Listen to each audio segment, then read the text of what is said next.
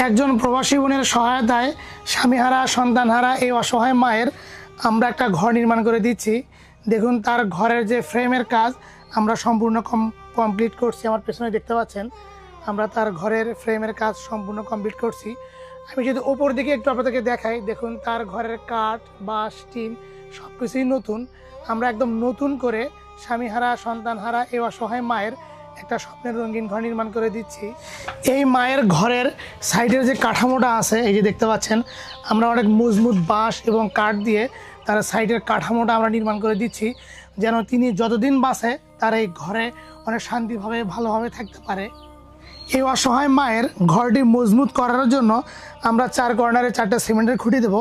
এই যে দেখতে পাচ্ছেন সিমেন্টের খুঁটি, তার ঘরটি যেন অনেক মজবুত হয়, ঝড় বৃষ্টির মাঝে যেন তার ঘরে কোনো ক্ষতি না হয়, এই জন্য আমরা 4 কর্নারে 4টা সিমেন্টের খুঁটি দেব।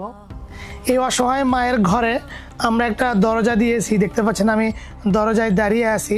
তার ঘরে একটা দরজা একটা জানালা দিয়েছি। আমি এই অসহায় মায়ের ঘরের এই সাইডটা একটু দেখাই।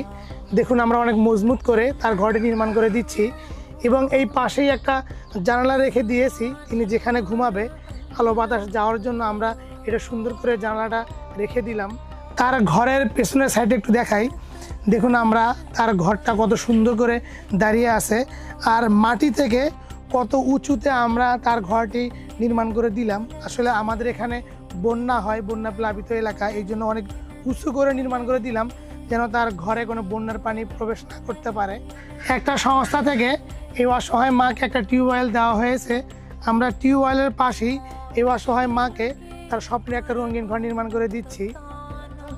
আমি দূর থেকে তার ঘরের সম্পূর্ণ ভিউটা যদি একটু দেখাই, দেখতে পাচ্ছেন পিছনেই আমার এই অসহায় মায়ের নির্মাণাধীন ঘরটি। তার ঘরের পরিমাপটা যদি বলি, এটা লম্বায় 16 ফিট এবং প্রস্থে 10 ফিটের একটা রঙিন ঘর নির্মাণ করে দিচ্ছি। এই অসহায় মাকে, তার স্বামী নেই, সন্তান নেই, তিনি একা মানুষ, এইটুকু হলেই আলহামদুলিল্লাহ তিনি স্বাচ্ছন্দ্যে তার ঘরে থাকতে পারবে। আপনারা দেখেছিলেন ভাঙ্গা জরাজীর্ণ একটা ঘরে এই অসহায় মা, তিনি অনেক কষ্ট করেই থাকতেন। সেই ঘরে থেকে হাউমাউ করে কান্না করতেছিলেন, তার ঘরে বৃষ্টির পানি পড়তো।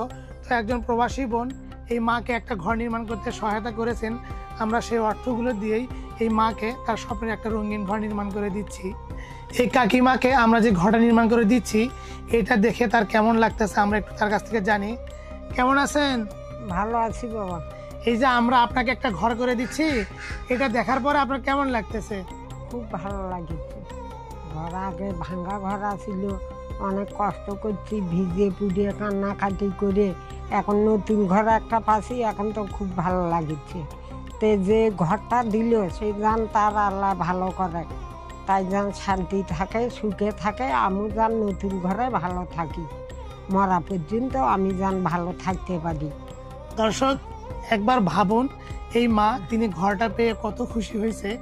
তিনি দোয়া করে দিলেন যিনি তাকে ঘরটা করে দিচ্ছেন তিনি যেন ভালো থাকে।